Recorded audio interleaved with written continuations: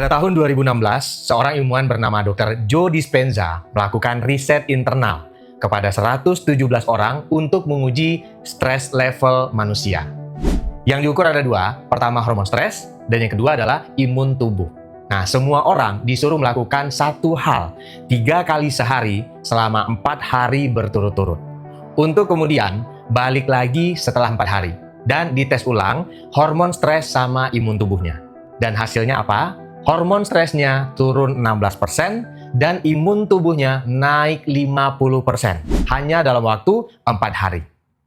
Emang disuruh melakukan hal apa sih? Penasaran Sobat Jiwa? Tanpa berlama-lama, langsung aja kita masuk ke materi pembahasannya di video hari ini. Selamat datang di Langkah Jiwa, tempat kita menemukan diri sendiri dan terhubung dengan alam semesta agar hidup bahagia, penuh makna. Nah Sobat Jiwa, sebelum kita masuk ke videonya, jangan lupa untuk like dan juga subscribe. Dan kamu juga bisa join membership Langkah Jiwa, di mana kamu bisa mendapatkan banyak sekali materi spiritualitas praktis dan juga audio meditasi. Dan ingat juga untuk mengklik link belanja yang ada di video ini ya, supaya kamu bisa membantu channel Langkah Jiwa semakin baik dan juga semakin bertumbuh. Sekali lagi saya ucapkan terima kasih untuk semua Sobat Jiwa yang ada di sini. Oke, tanpa berlama-lama, langsung aja kita masuk ke pembahasan di hari ini. Sobat Jiwa, pertama kita kenalan dulu sama orang yang melakukan risetnya. Namanya Dr. Joe Dispenza. Dia adalah seorang ilmuwan Amerika yang berfokus pada ilmu saraf, epigenetika, dan juga fisika kuantum. Dia juga seorang penulis buku populer yang ada di Amerika, kayak bukunya itu adalah Breaking the Habit of Being Yourself, ada juga You Are the Placebo, dan Becoming Supernatural. Oke, balik lagi ke risetnya ya. Nah, yang lebih luar biasa dari hasil risetnya adalah ternyata nih Sobat Jiwa, kita sendirilah yang bisa membuat diri kita sakit. Hanya karena mikirin masalah yang sebenarnya masalah itu nggak pernah ada di depan mata kita. Maksudnya gimana, Fen? Nah, saya akan kasih contoh ya dalam kehidupan kita sehari-hari. Nah, misalnya kamu lagi santai di hari ini, Minggu, terus tiba-tiba kamu di chat nih sama atasan di tempat kerja. Dia bilang, besok hari Senin datang menghadap dia untuk meeting. Biasanya sebagian besar orang yang muncul tiba-tiba di otaknya kepikiran secara otomatis adalah, waduh, aku kemarin ngelakuin kesalahan apa nih? Biasanya itu. Atau, wah, ini bakalan ditegur habis-habisan nih. Nah, pikiran-pikiran seperti itu yang biasanya sering muncul secara otomatis. Padahal, besok paginya nih, begitu kamu ketemu hari Senin, yang terjadi adalah bosmu memberikan surprise untuk mengapresiasi atas pekerjaan atau proyek yang sedang kamu lakukan. Nah, satu hal ya, pada malam sebelumnya, itu kamu sampai nggak bisa tidur mikirin kenapa bosmu minta ketemu di hari Senin. Nah, ada yang relate dengan kejadian seperti ini? Itu kasus yang pertama. Nah, ada lagi nih. Misal, kamu sedang chat temanmu atau chat seseorang. Terus, chatmu itu hanya dibaca aja, tanpa dibalas. Nah, di sana biasanya kepala akan langsung mikir hal-hal yang enggak. Duh, jangan-jangan dia marah sama gua. Atau, gua ada salah apa ya? Kok chatnya nggak dibalas? Nah, padahal di seberang sana, orang yang tadi itu bisa jadi lagi ribet di toilet, ketiduran, atau pas mau balas chatmu, tapi tiba-tiba ada telepon masuk, dan dia kelupaan sampai nggak balas chatmu. Sobat Jiwa, kejadian terburuk yang kita bayangkan di kepala itu, 99% nggak pernah nyata. Hampir secara keseluruhan. Saat kita mengalami stres, tubuh kita itu ikut merespon dengan memproduksi hormon kortisol dan menurunkan kadar imunoglobin yang berfungsi sebagai sistem imun tubuh seseorang. Ini yang membuat rasa overthinking itu akhirnya membuat orang itu berada di dalam mode selalu siaga. Nah, disinilah masalahnya dimulai Sobat Jiwa. Setiap hari kita berurusan sama hal-hal yang membuat tubuh kita itu dalam mode siaga terus-menerus. Setiap hari pikiran kita selalu disibukkan dengan notifikasi handphone, mikirin bayaran tagihan atau cicilan, mikirin biaya hidup sama sekolah anak, dan masih banyak hal lainnya yang selalu membuat tubuh kita berada di mode siaga secara terus-menerus. Nah, riset dari Dr. Joe Dispenza ini membuktikan bahwa penyakit itu kebanyakan kita sendirilah yang menciptakan. Nah, tapi ada satu hal yang lebih keren lagi dari hasil risetnya. Hasilnya apa? Oke, kita lanjut. Sobat Jiwa, riset yang dibilang di awal video tadi, itu cuma satu dari banyak riset yang sudah dilakukan oleh Dr. Joe Dispenza ini. Sejak tahun 2010, dia mulai kolaborasi dengan ilmuwan dan juga universitas terkenal yang ada di Amerika, kayak UC San Diego, Harvard, dan juga Stanford, untuk meneliti satu pertanyaan yang sama. Apa sebenarnya yang terjadi di otak dan juga tubuh manusia pada saat mereka melakukan deep meditation atau meditasi secara mendalam. Dan salah satu temuan yang paling konsisten yang dia laporkan adalah soal koherensi otak dan juga jantung. Jadi gini ya Sobat Jiwa, otak kita itu punya gelombang listriknya sendiri. Begitu juga dengan jantung, punya ritmenya sendiri. Nah biasanya nih dua sistem ini jalannya nggak berbarengan, nggak sinkron gitu. Nah tapi lewat kerjasama dengan Rollin McCarthy, seorang peneliti dari HeartMath Institute, Dr. Joe ini menunjukkan data dari EEG atau rekaman gelombang otak dan juga EKG atau rekaman detak jantung dari peserta retreatnya pada saat mereka berhasil masuk ke state syukur dan juga cinta yang mendalam. Dua ritme itu mulai beresonansi satu sama lain. Otak dan juga jantung yang biasanya jalan sendiri-sendiri itu mulai menemukan ritme yang sama. Dan ini bukan riset yang dilakukan cuma satu kali. Ada satu studi kasus yang direkam dari salah satu retreatnya, di mana satu peserta berhasil mempertahankan kondisi coherence selama lebih dari 45 menit, non-stop saat melakukan meditasi. Coba, kamu bandingin sama berapa lama kamu bisa fokus penuh tanpa distraksi. Di beberapa retreatnya, tim peneliti juga mengukur aktivitas gelombang gamma yang ada di otak peserta. Nah, gelombang gamma ini adalah gelombang yang biasanya muncul pada saat seseorang lagi mengalami momen aha, atau momen di mana ide cemerlang tiba-tiba muncul. Atau ketika seseorang memiliki kesadaran yang meningkat drastis. Dan yang mereka temukan, sejumlah peserta menunjukkan lonjakan gelombang gamma yang sangat signifikan waktu mereka dalam kondisi deep meditation tadi. Ini ada satu bagian yang paling menarik dan juga kontroversial dari riset Dr. Joe Dispenza. Pada awal tahun 2026 kemarin, tahun ini ya, dia bersama tim HeartMath Institute mempublikasikan studi barunya di jurnal ilmiah resmi yang bernama Explore. Nah, artinya ini bukan riset internal yang dilakukan sendiri dan juga bukan asal klaim, tapi sudah diuji dan juga direview oleh para ilmuwan independen. Hal yang sering dipertanyakan adalah bagaimana cara membuktikan energi pikiran secara ilmiah. Nah, mereka menggunakan sebuah alat yang bernama Random Number Generator atau RNG. Nah, alat itu tuh kayak mesin dadu digital yang kerjanya itu mengacak angka secara otomatis, tidak bisa ditebak dan juga tidak bisa dipengaruhi oleh apapun alat yang ada di sekitarnya. Tim peneliti kemudian mengumpulkan data dari 15 sesi meditasi kelompok di 5 acara retreat yang berbeda dan itu tersebar di beberapa negara. Catat ya, di beberapa negara. Nah, dalam sesi itu, ratusan orang berkumpul, melakukan deep meditasi, kemudian menyamakan frekuensi mereka. Nah, buat yang biasa bermeditasi, biasanya familiar dengan istilah-istilah ini ya. Intinya adalah masuk ke perasaan yang tenang dan damai. Nah, yang terjadi sangat di luar nalar Sobat Jiwa. Tim peneliti mencatat momen ratusan orang itu bermeditasi, kemudian ngecek data dari mesin-mesin RNG yang tadi. Yang posisinya bukan cuma ada di dalam ruangan, tapi disebar di berbagai tempat retreat tadi. Artinya berada di berbagai negara. Hasil analisis statistiknya menunjukkan hal yang benar-benar di luar nalar. Selama ratusan orang itu khusyuk melakukan atau fokus bermeditasi secara bersama-sama, angka-angka acak dari mesin digital itu ikut berubah polanya menjadi sangat teratur. Dan yang paling gilanya lagi, perubahan pola itu hanya terjadi pada saat sesi meditasi sedang berlangsung. Begitu waktunya selesai dan orang-orang itu bubar, artinya frekuensi mereka sudah bercampur kembali, mesin-mesin itu langsung kembali mengeluarkan angka acak kayak seperti biasanya. Riset ini mematahkan anggapan kalau pikiran kita itu hanya sebatas khayalan dalam kepala. Faktanya, kalau kesadaran dan emosi ratusan manusia disatukan dalam frekuensi yang tenang, energi itu bisa memancarkan medan getaran yang real, yang bisa menembus jarak jauh dan juga mempengaruhi semua materi yang ada di luar tubuh kita. Gila nggak? Luar biasa kan energi itu bekerjanya. Dan terlepas dari itu semua, ada satu benang merah dari riset dari Dr. Joe tadi. Bahwa rasa syukur itu bisa banget menaikkan sistem imun kita. Dan apapun yang terjadi dalam diri atau dalam hati kita, suatu perasaan yang terjadi di sini, itu nggak akan berhenti hanya sampai di situ. Tapi bisa memancarkan energi yang lebih luas, yang bisa merubah keadaan sekitar. Nah, jadi Sobat Jiwa, perlu kita sadar dengan semua perasaan yang kita bawa setiap hari. Bahwa itu sangat bisa merubah keadaan atau energi yang ada di sekitar kita. Nah, ajakan saya buat kalian semua nih Sobat Jiwa, kalau misalnya mau pergi keluar rumah, usahakan kita berada dalam kondisi energi atau perasaan hati yang baik. Karena hal itu akan sangat mempengaruhi semua energi atau keadaan yang ada di luar kita.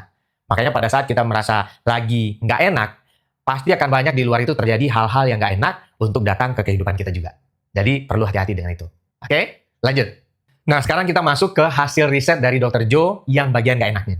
Di mana ternyata manusia itu juga bisa kecanduan stres.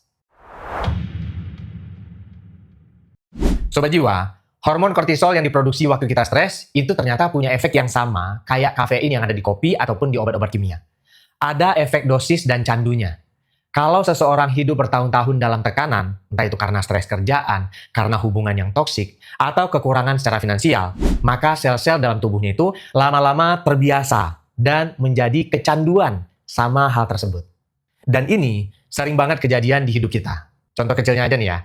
Orang yang sehari-hari terbiasa sibuk kerja dan produktif, itu begitu sekalinya dia libur, pasti ada perasaan yang aneh atau perasaan yang hampa. Ada perasaan yang salah kalau dirinya harus istirahat dan rileks. Walaupun itu dia ngalaminya dalam waktu yang sebentar aja. Ada yang relate dengan itu? Coba kasih komentar ya. Sama halnya dengan stres yang ada di kehidupan kita. Kalau misalnya kita terbiasa hidup dengan masalah, dalam kondisi kekurangan, nah waktu kita lagi tenang-tenang aja nih, justru merasa ada yang aneh. Atau malah gelisah. Kenapa? Karena otak bawah sadar kita itu akan berpikir, kok sepi-sepi aja ya? Kok nggak ada masalah ya? Jangan-jangan ada sesuatu yang bakal terjadi nih. Nah, biasanya akan berpikir seperti itu. Akhirnya, secara tidak sadar, kita mulai mencari-cari masalah atau drama baru. Kita sengaja bikin diri kita kepikiran, mancing keributan kecil, atau ngungkit-ngungkit hal buruk, itu dilakukan hanya supaya tubuh kita bisa ngerasain sentakan hormon stres itu lagi. Kita jadi tahan dan juga betah hidup di dalam situasi yang sebenarnya membuat kita sengsara. Karena tubuh dan jiwa kita sudah ketagihan sama rasa cemas yang biasa terjadi sehari-hari. Nah, yang bikin sedih nih Sobat Jiwa. Kadang manusia itu nggak perlu ada kejadian nyata di depan matanya untuk bisa mikirin hal-hal yang bikin stres. Kalau misalnya kecanduan kopi atau misalnya rokok atau obat-obatan, karena kan gitu ya. Nah, itu kan barangnya ada fisiknya, ya nggak? Dan itu kita perlu beli dulu, ada usaha dulu. Nah, kalau pikiran negatif yang ada di kepala, itu kan gratis. Jadi gampang banget untuk kita menciptakan. Tinggal menghayal, bikin skenario kejadian buruk dalam kepala, udah. Itu akan sangat cepat untuk memicu stres yang ada dalam tubuh. Dan kalau sudah terjadi kayak gitu, otak kita langsung ngirim sinyal ke seluruh tubuh untuk berada di mode siaga. Dari situ kelenjar adrenal langsung ngalirin kortisol dan adrenalin ke seluruh pembuluh darah. Padahal itu cuma ada dalam pikiran kita aja tadi. Tapi dampaknya, badan dan jiwa kita itu bisa dibikin babak belur dengan pikiran negatif yang kita ciptakan sendiri tadi. Gila ya, segitu berpengaruhnya pikiran terhadap tubuh kita. Terus solusinya apa kalau misalnya kita sering negative thinking? Nah, inilah yang dipakai oleh Dr. Joe tadi dalam risetnya ke 117 orang yang kita bahas di awal video. Dalam risetnya, Dr. Joe bilang sesuatu yang sederhana untuk bisa kita lakukan minimal 3 kali setiap hari. Nah, itu apa aja? Pertama, kita putus dulu rantai stresnya dengan cara kasih jeda buat diri kita sendiri. Nah, untuk Sobat Jiwa yang belum nonton video Langkah Jiwa tentang nafas kehidupan, kamu bisa praktekin hal ini kalau misalnya kamu butuh jeda pada saat lagi merasakan stres. Linknya bisa kamu klik di sini atau juga sudah saya siapkan di kolom deskripsi. Itu yang pertama. Nah, yang kedua, bangkitkan emosi yang tulus kayak rasa syukur, rasa sayang, dan juga rasa penuh cinta kasih. Kalau misalnya kita membuat skenario kejadian buruk dalam pikiran kita, itu artinya kita juga bisa membuat skenario yang baik untuk hidup kita. Benar nggak? Misalnya, kamu bisa ngebayangin atau visualisasi tinggal di rumah impian, di tengah pedesaan yang sejuk, kemudian ada banyak tanaman, atau misalnya banyak binatang-binatang, kamu berkebun atau beternak. Itu sebenarnya impian saya juga ya. Nah, sesederhana itu ternyata Sobat Jiwa. Tapi dampaknya sangat luar biasa. Sobat Jiwa, tadi kita sudah bahas banyak tentang mode siaga, di mana diri kita setiap hari diliputi oleh rasa stres, cemas, dan banyak overthinking dengan semua kejadian yang bahkan nggak pernah ada dan nggak nyata. Nah, di chapter ini kita mau bahas kebalikannya, yaitu mode kreasi.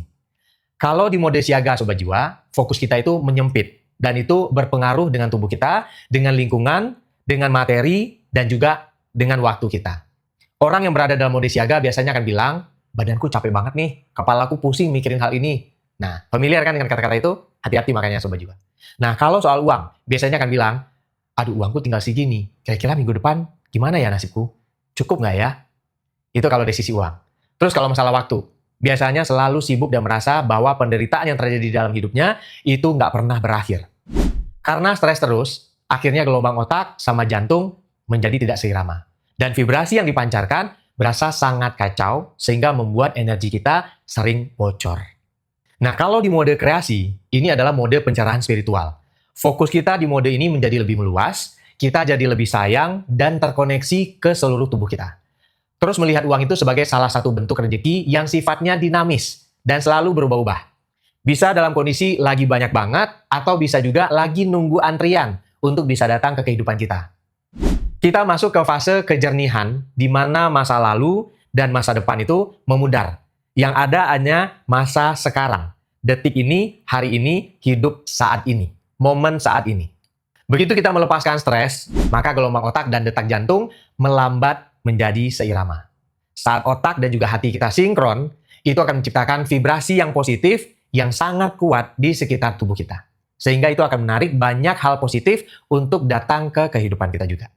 Karena tubuh kita membaca sinyal aku aman, aku bahagia, atau aku tidak perlu siaga, maka semua energi yang tadinya dipakai untuk lari atau melawan, kini akan dialihkan ke dalam tubuh. Tubuh mulai memperbaiki sel-sel yang rusak, menyeimbangkan hormon, dan menguatkan sistem imun. Nah, di mode kreasi ini, kita akan melihat ketidakpastian bukan sebagai sebuah yang menakutkan, tapi sesuatu yang membuat kita excited untuk menjalani hari, karena bisa aja sesuatu hal yang baik bisa terjadi di waktu yang tidak ketahuan tadi. Kebanyakan manusia menghabiskan 70% waktu hidupnya itu terjebak dalam mode siaga. Padahal, kesadaran sejati dalam hidup kita, mau itu kesehatan fisik, kedamaian batin, ataupun pencapaian impian, nggak akan pernah terjadi kalau kita dalam kondisi cemas atau penuh dengan rasa takut. Kita perlu secara sadar dan juga konsisten untuk menggeser kesadaran kita dari mode siaga menuju ke mode kreasi, di mana kita merasa terkoneksi, penuh cinta, dan penuh dengan rasa syukur. Ingat ya, bukan berlindung di balik rasa syukur, tapi benar-benar bersyukur atas setiap momen yang kita hadapi saat itu. Sobat Jiwa, banyak banget kan orang yang terjebak dalam mental korban.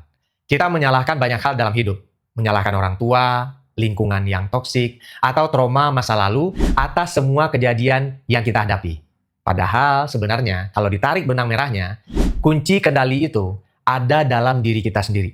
Artinya kitalah yang memegang kunci keberhasilan hidup kita sendiri.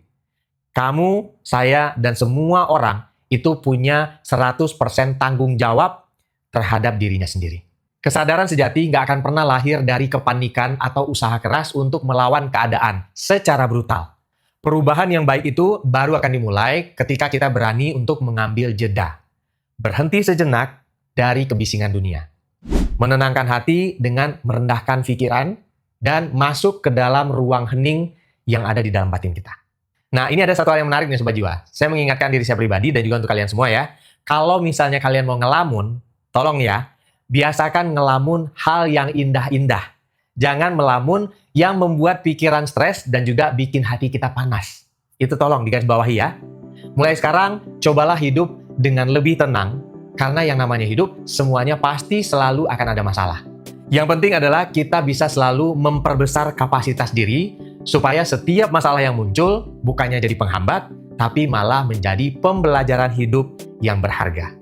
Terima kasih untuk semua Sobat Jiwa yang sudah menyimak video ini sampai habis. Kita aminkan langkah kita hari ini menjadi langkah yang baik untuk pertumbuhan jiwa kita secara kolektif atau secara bersama-sama. Sampai jumpa di langkah jiwa berikutnya.